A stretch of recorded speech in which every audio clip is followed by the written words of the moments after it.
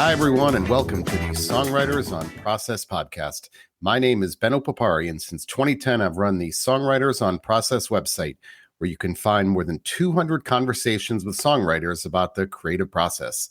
I'm not here to talk about tour stories, band drama, how a band got its name, or favorite foods. My goal is to treat songwriters as writers, plain and simple. This is an intelligent conversation about the writing process between two writers. And today's interview is with Emile Mosseri. You may hear, by the way, I'm recording this in the middle of a horrible thunderstorm, but I think it adds to the ambiance of the podcast today, the rain in the background. But anyway, Emile Mosseri. I interviewed Emile, I think the first time we talked about this about 12 years ago, maybe, when he was a member of the band The Dig. I guess technically he still is, but I interviewed him when they opened up for the Henry Clay people in DC in the Rock and Roll Hotel, at the Rock and Roll Hotel, which is no longer around. And that's when I first met him. So fast forward to 12 years later, and now he is an Academy Award nominee. He's a composer. He was nominated in 2021 for Best Original Score, Academy Award nomination for his the film score for Minari. But he has a debut solo album out called Heaven Hunters, and we talked about the challenges of the switch of going from, well, first of all, starting as a group songwriter with The Dig. I think there were 3 songwriters in the band, to composing, writing film scores and TV scores, and now his first solo album. That's a big difference, right? Going from writing with a group to writing with a very specific purpose for someone else. Now you've got a solo album that, again, is called Heaven Hunters. It's out on Greedy Heart Records. It's great. But we certainly talked about those challenges and the differences between those two, among those 3, I should say. The difference between and among. I always have to think about that for a minute. Anyway, among those 3, we talked about why he likes to write when he's not supposed to be writing. I think the story he tells me was when he was used to give guitar lessons, and when there'd be a break and he'd write between the break, that urgency of something about writing when you're not supposed to be writing. That's a great time to write. We talked about why having a child is often good for his process and why social media is never good for it. And I've mentioned this before with songwriters, just the impact that social media has had on the creative process, because if you're not out there experiencing life, what are you going to write about? And he has some great things to say about that. And I love this. It's a great conversation. Again, that different perspective on songwriting. And 12 years later, I have to dig that interview up. I'm not sure if it's not on the site anymore, but I have to dig it up because and it'd be fun to post that. But so that is it. My interview with Emile Mosseri. It's a great one. Let me see. What do I have upcoming? I interviewed Deer Tick today. A couple of the guys in Deer Tick, John and Ian. That was a great conversation.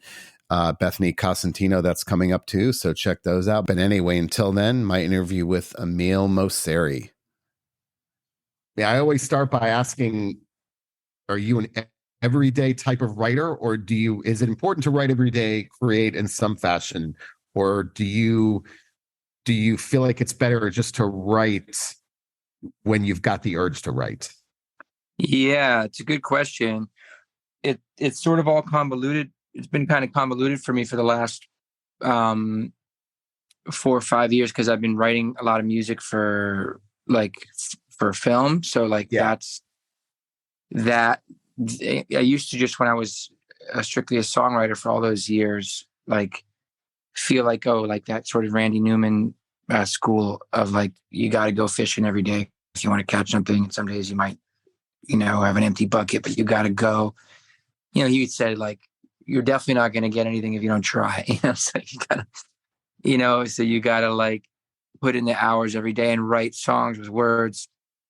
And I sort of subscribed to that for a long time. And then I moved out to LA and I started scoring films more. And so I have to write every day. Right. And for the last 5 years, I've written music every day. But a lot of it's not all songs. A lot of it is by, as a necessity for as I'm required to. I actually do well with accountability too, Yeah, do you? Yeah, I think it was a struggle with this record, because I was in a, with the dig, I was accountable to three other people and two other songwriters. Like there was three songwriters in the band and two singers, which in a way is really magical. In a way is like the ultimate nightmare, the two singers, three songwriters combo, like, cause everybody's, at our best, we were really like elevating each other and capture and elevating each other's songs and capturing this sort of magical thing that we couldn't do on our own. And at our worst, we were kind of competitive and maybe like trying to squeeze songs on the record, and just sometimes made these kind of polite records where like everybody felt represented, but it didn't have necessarily always a specific cohesive style, So I think, but either way, I had that accountability. And with film scoring, you have accountability because you get hired to compose a score, and then you have deadlines, and it feels high stakes, and you have that thing, which is helpful. And then with this record, this is my first solo record, it was just kind of all on me. And I kept on kind of kicking it down the road for years. And then I manufactured accountability with my producer, with my good friend Bobby Kurlick, who produced the record. He kind of then like I blocked out some time with him to finish it. So then I needed that. I needed someone to drag me across the finish line. Like I couldn't self-generate that. But that's interesting though, because you were doing that, writing film scores, and so that it would seem like that would be like you're into that routine, so you feel like you'd have that down, right? Yeah, it's just so much. It's so much more comfortable writing film scores than writing a record. It's your self-worth isn't wrapped up in it in the same way. Your sense of identity isn't wrapped up in the same way. Like you're there to serve somebody else's vision. And in a way that helped me creatively, because I was like free of like ego and all that stuff. Like I could write music that I think in a way was better than what I was writing before, because I didn't have to represent me and be like this statement for me. I was just free to actually, and in a way that ended up making me, I think, be able to write music that was more honest or more myself. It's kind of like this, do you know, like Louis Anderson playing Zach Galifianakis' mom on this TV show, because he's got the wig and got the thing, and playing a woman, he's able to be more himself than, you know what I mean? Like The Mask, or this, like, I think Dylan said that too at one point, that like the mask actually lets you be more yourself. It's like this kind of ironic subversion, or like inverse of what you think, like, if you're hiding behind something or a character, you can actually be more yourself. And I think that applied to film scoring for me, where I was just like, because if it sucked, I could always point to the director and be like, he made me do this. You know what I mean? Right. So you're free, So I was trying to bring that to my songwriting, and it's a challenge. But I think what helped too is that having another thing, because you can be like, well, I don't need this record to put food on the table for my daughter, so I can make the thing that I want to make. I'm in a tremendous place of privilege and fortune to be able to have a film scoring career, so that I can make the records that that I don't have to think about like how it can be marketed and how it's going to generate cash. Do you, speaking of, we have 4 kids, and I find that having kids has made me tremendously, I know, look, see your face when I say that. I'm so impressed with you. I'm in awe. I'm in complete awe. So your eyes lit up when I said that. That was great. Yeah. Yeah, no, I'm 1 year into our first. We have Yeah, one. So. but don't you find? I mean, I find that having kids, I mean, makes me more disciplined. I mean, I'm a prose writer, not a songwriter, but I had a songwriter tell me once that the worst thing was having all the time in the world.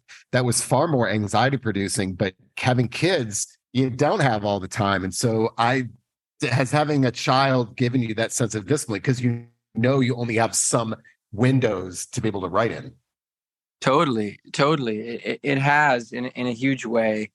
And it's also sort of changes so when you change it's sort of, you change on a molecular level, when you have a kid, as so I think that helps with writing too. But yeah,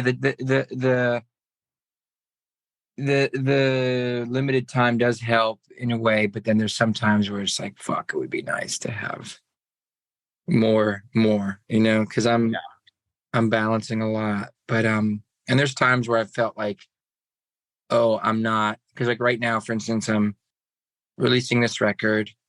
So there's a lot of work that comes into that, like playing shows, putting together a live show, music videos, album art, press, whatever, everything. It all just kind of adds up. And then like generating that stuff. And then at the same time, I'm scoring a TV show, which has been like just a monumental amount of work. Like it's like an 8-hour TV show, and it's just TV is a whole other animal. It's just like relentless. And I have a baby, so there are times where I'm like, oh fuck, I'm doing all these things but not doing any of them that well, including fatherhood and being a husband, but then there are times where you get your arms around it and you're like, it comes and goes. And I feel like, now I'm in a place where have a lot on my plate, but I am able to write. Also, there's times where I don't like right now. There's a stage in a scoring process where you're not writing music, you're just like conforming music and doing revisions, and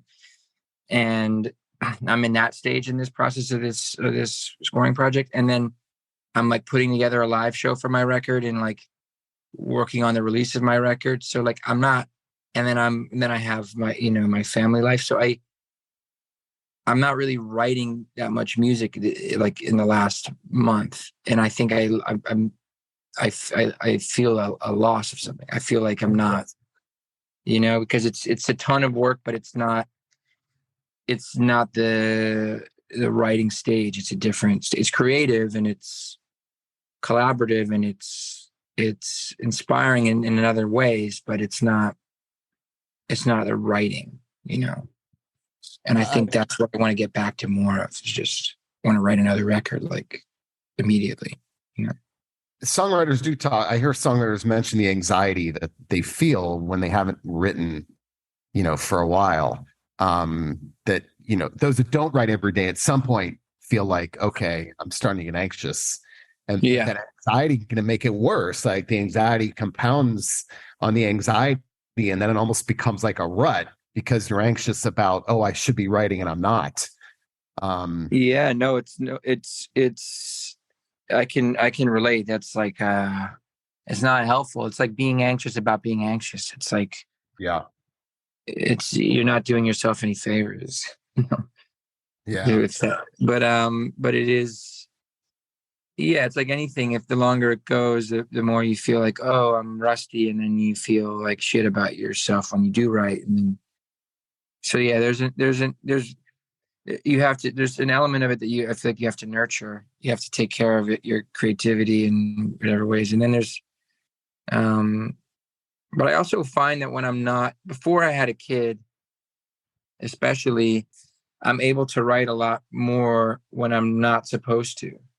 Like when I would teach guitar lessons when I was a kid, like when my students would be in the bathroom, I would write, I'd come up with something that I loved really when I had no time. Whereas when I had like you were saying earlier, when you talk to songwriters that say like infinite time is just is daunting and can be paralyzing, because you're like, oh, I should be writing right now. I have to be right, I have to write something great right now. That's really hard to do when you're in that mindset. So for me, like, when I was writing, like I'm supposed to be doing a score, then I would sneak off and write some songs, and those would be good songs, or songs that I was proud of. And same and vice versa. Like if I'm supposed to be working on my record, I was recording a record once in like Northern California, and I just had met Miranda July. I just scored a film for her, and I was like sneaking off in the mornings writing music for her because it wasn't what I was supposed to be doing. I ended up being productive that way. So it's like always kind of like never looking the thing in the eye that you're, because it's so scary to look at it in the eye because the stakes or the pressure or whatever. So you always have to like look at something else off center and write that, and then just keep moving your head, and not actually like, it's like a delicate thing. It sounds self-serious to say maybe, but it's like a delicate thing. You have to take care of it. Your creativity. You have to like, if you touch it, it'll fall apart. Yeah. Well, when I taught on the college level, I would tell my students just a reminder that the writing process is always taking place. It's not, if they thought that, oh, unless I'm physically writing, I'm not actually writing. I'm like, actually, when you're eating, when you're sleeping, when you're working out, when you're walking, you're writing. Something's going on up there, right? Yeah, yeah. Process. And I think that always helps people when they realize that, like, things are going on. You may not know it, but they're working themselves out up there. And I think that can lessen the anxiety that we have when, oh, I should be writing, and but thinking of the writing process is always taking place. That's always helped me. Occasionally, songwriters will tell me, gosh, who told me this recently? That to lessen the importance of the process, they will deliberately write lyrics on things like hotel stationery, utility bills. Because if you write them in a notebook, that moleskin notebook, then it makes it serious. But if you just like, oh, like I'm in a hotel right now, oh, I'm going to write some lyrics on this paper, it makes it less precious, and that can the anxiety. That makes a lot of sense. Yeah. Where you're not, you can just, it doesn't have to be, it doesn't feel like set in stone. It doesn't feel like it has to be this statement that completely like sums up who you are, or it feels like it defines you. There's interesting hearing different people talk about their process. It's like really helpful. Like even just the giants, like you think in songwriting, like you have this sort of like, in my brain, you have the like people like Neil Young saying that he won't even bother writing unless it's like a full moon out or something, like he said that once. Right. And then other people like Paul Simon or Leonard Cohen that'll spend 20 years working on one song. Yeah. And it's more this sort of focus. And there's no, and Leonard Cohen, or Dylan was more like also like in the sort of like, it just kind of moves through him and he writes really fast. But that he seemed to be in the thing where he was doing both. Like it was all the time. He wasn't just writing when it was a full moon. He was writing all the time. Right. And it was all constantly flowing through him. And it didn't seem to be agonizing for him. But it seems, but also this is what people put out into the world. Like who fucking knows, like. Right. It has to do with what they're really doing. Who knows? Yeah. Who knows? Yeah. Like, cause for me, it's like, I don't know. I always took comfort in people saying like Joe Strummer saying like, oh, it's fucking hard work, like songwriting, like we just work harder. We're not, I remember he said something like, oh, we're not geniuses. Like Sam Cooke, that's a genius. Like we just try harder. You know what I mean? And it was like, right. It was like, we just try harder than everybody else. That's why we're the best, And I feel like that was so, it's such a cool thing to say. like publicly, because it's like, in a way, not self-deprecating, but just like, it's just it's an inviting thing to hear. It's like, oh, okay, like if I'm struggling, I'm not alone. And it doesn't mean you don't have to be touched by the songwriting gods, to be able to make something great. Like you hear about Paul Simon, like agonizing over every word. Yeah. And you're like, well, and the songs are great. So, but yeah, it is interesting. The comfort, the things you find comfort in other people's process.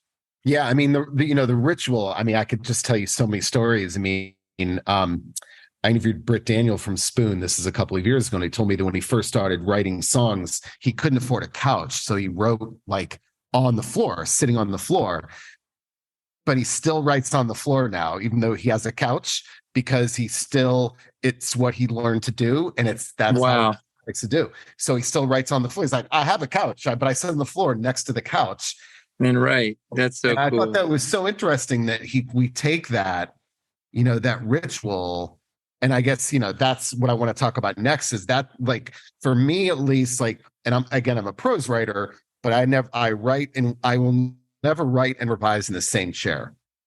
Always got to be different, because I think you separate that process as much. You got to let it all. One part of the process is what, just letting it all pour out of you, and then the other part's more editorial. And yes, yeah.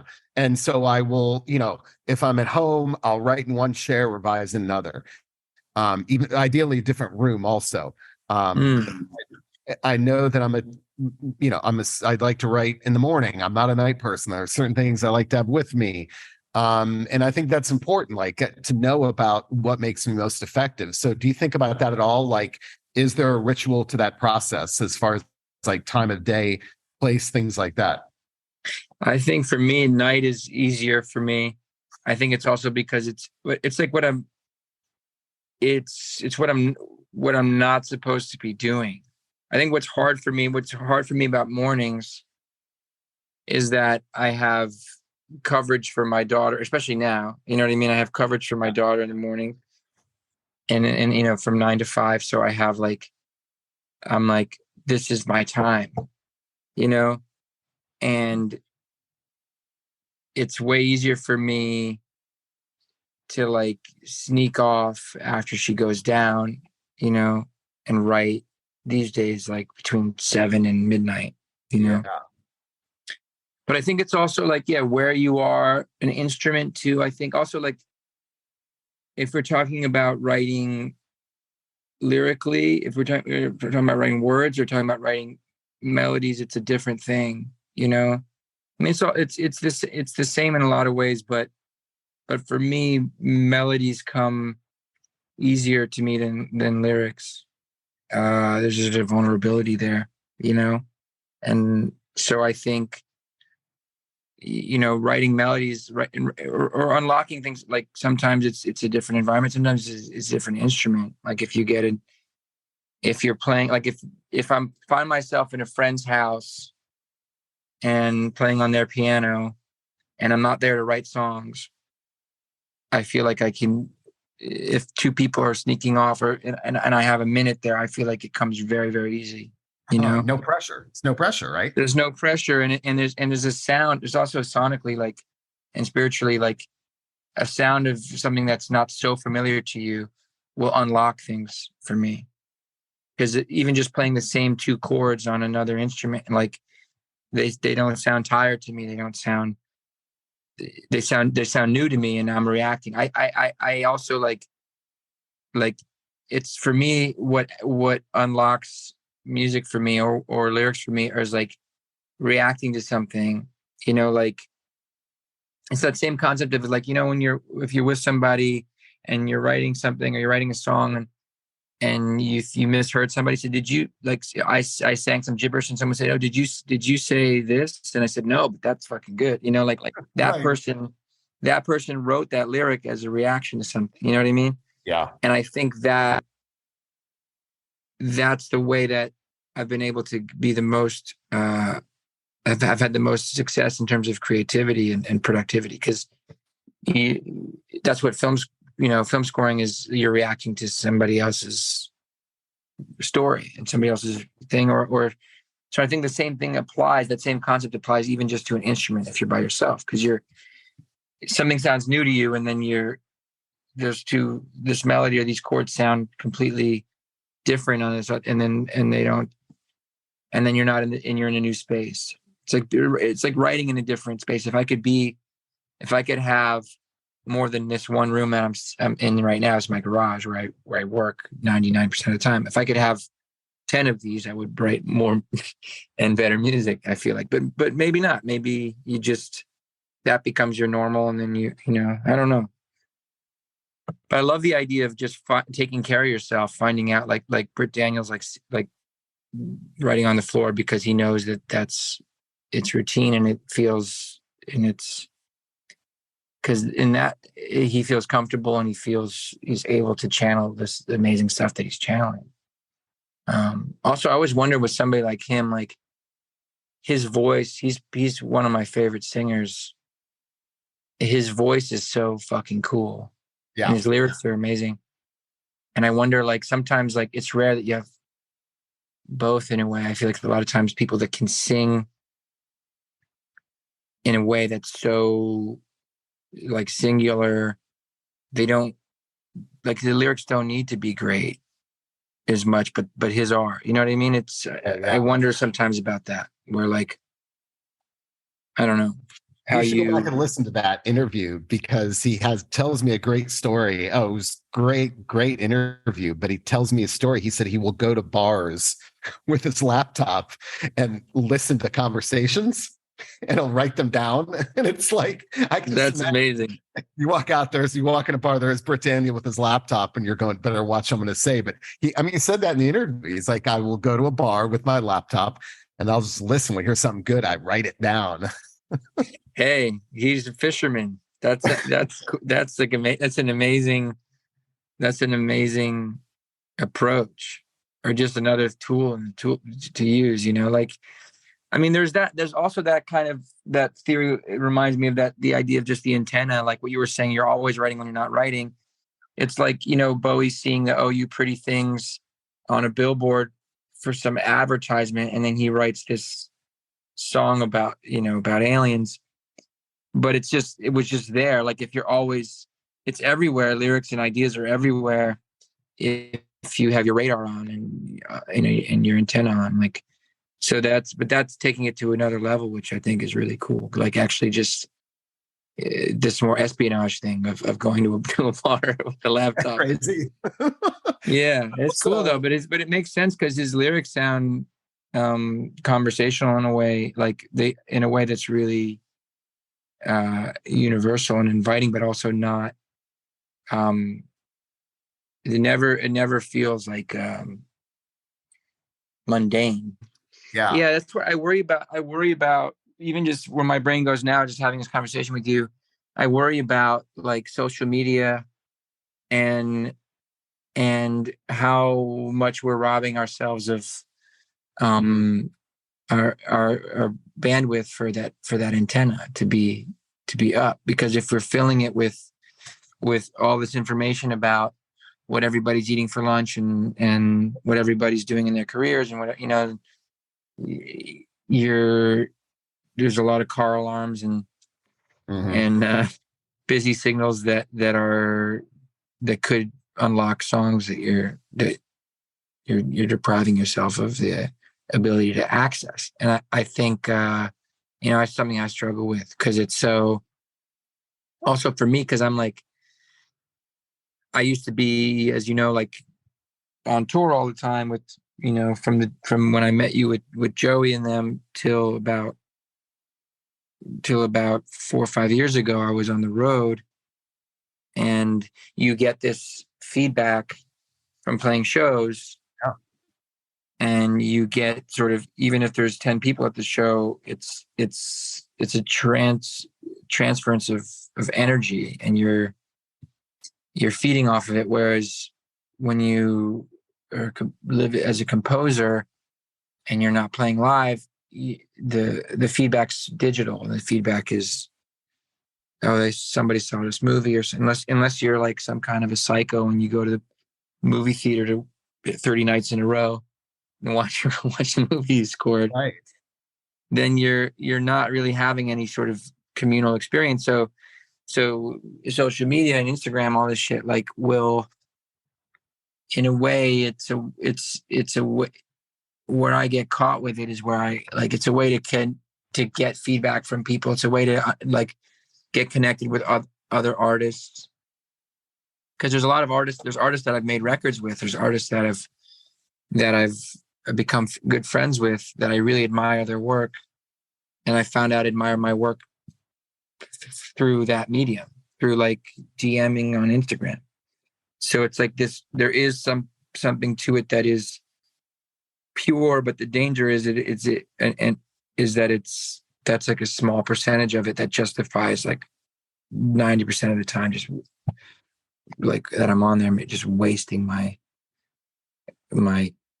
creative energy. And so that's, I don't know, I get like, I think when you talk about like sounds in the world, inspiring things, that's exactly what, it's like you're reacting to something. It's really like hard to self-generate everything, I interviewed Robin Hitchcock. This is like 5 years ago, and he was the only one to tell me. He said, listen, absolutely, social media has harmed my songwriting process. He admitted, he said it in the interview. He was like, I spent too much time on it. And because I do, it's absolutely affected my songwriting because I'm not engaging with the world. And I don't know. I mean, I don't know how it works. I mean, yeah, but it's not complicated. If you're not interacting with the world, it seems pretty simple to me that you're going to run out of things to write about if you're not interacting. Totally. Yeah, absolutely. Absolutely. But there's another challenge, even without social media, of just the sort of like the more domestic late 30s LA life of like working as a composer and having a child and being in this room that I'm in right now from 9 to 5 every day, that is going to also, even without social media, can also, feel stagnant and affect your writing in a way. And I think it's about like trying to find ways to push against that, if that means, like going with I'll be going to New York in September to play some shows and bringing the girls with me and spending a couple of weeks there, or going to Europe in January for a month, or things like that like sometimes for work I'll have to be in other places. I think that will help. I think but the catch-22 about the social media thing is that, yes, that's true. If you're on social media, you're interacting with the world less, but it sells itself to you as interacting with the world more. Mm-hmm. Because if I'm by myself in this room versus interacting with people and having conversations with people on text or DMs on Instagram, then it's like, in here it's just me, but in my phone there's all these people. Yeah. But it's not really, you're not really connecting, and you're not really interacting. It's a vicious trap. And they're not spontaneous. I mean, they're not spontaneous interactions. You're interacting with people. No, especially when you're talking to people that you admire, to like that side of it, when you're like, it's curated, you're self-curating. I mean, you're always self-curating out in the world too, but you have less time. You know what I mean? When you're having a conversation with somebody in real time, you're like, you don't have as much time to craft your response. So. Yeah. I'm going to read this quote to you. This is my favorite quote by a writer, and songwriters love this. So the novelist is E.L. Doctorow, and he said, and I want your reaction to this quote. Writing is like driving at night in the fog. You can only see as far as your headlights, but you can make the whole trip that way. Oh, wow. Yeah. I'll repeat that. So writing is like driving at night in the fog. You can only see as far as your headlights, but you can make the whole trip that way. So for me, at So, least, isn't that amazing? yeah, it's amazing. So to me, that feels like, okay, it's okay to be lost. It's okay to be Yes. blind.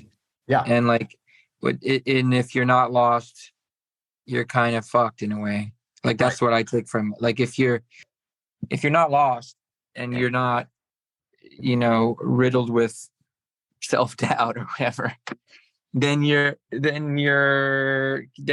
must have something dialed in to the point where it's on autopilot and you're not actually growing, which in a way is super inspiring to hear that quote, but it's also disheartening because it's like, okay, this is till death. This feeling is like, the feeling of being lost is more than anything, it's comforting though, because you're like, yeah, I've had people say things like that where like, oh, like it's good to be lost, but this is sort of a personification of that, or like there's a visual here with that quote that embodies that idea that like, oh yeah, if you can make it the whole way, even if you don't know where you're going. Yeah. And for me, at least, I think when I start writing, again, I'm a prose writer, not a songwriter, but I don't think I have any right knowing what it's supposed to look like at the end. That Yeah. that's, there's no way I'm supposed to know that. And if I did know that, then I think I'm fucked, because then it doesn't allow for those diversions of kind of like, maybe I'll do No, this way. But no, it that's why doesn't I love allow. that Yeah. book. No, I love that. Yeah. Thank you for these. These are really helpful. Oh, I've got a bunch of them. So, What else you got? Hit me oh again. God. Okay, here's the Martin. Since Martin Amis just passed away, I've got a good one from him. A writer's life is half ambition and half anxiety, and there has to be both. It is no good writing a novel and feeling fine, and it is no good writing a whole novel and feeling miserable. So, I No, like, that's great. That's yeah. great. Um, Yeah, it's not going to help you to. Yeah, you need both. Yeah, I feel like if you see, I remember I had an experience with the first film that I scored was this film called Last Black Man in San Francisco, and it had this it premiered at Sundance, and I was terrified, and I was really excited until I walked into that room and I saw all these other people that I admire that I didn't know, but I just knew who they were and knew their work, like in the theater with me, and the movie started, and it was complete agony, just complete, like, I ruined this film. Everybody's gonna know. It's like every note sounded like shit. And to me, and it was like that.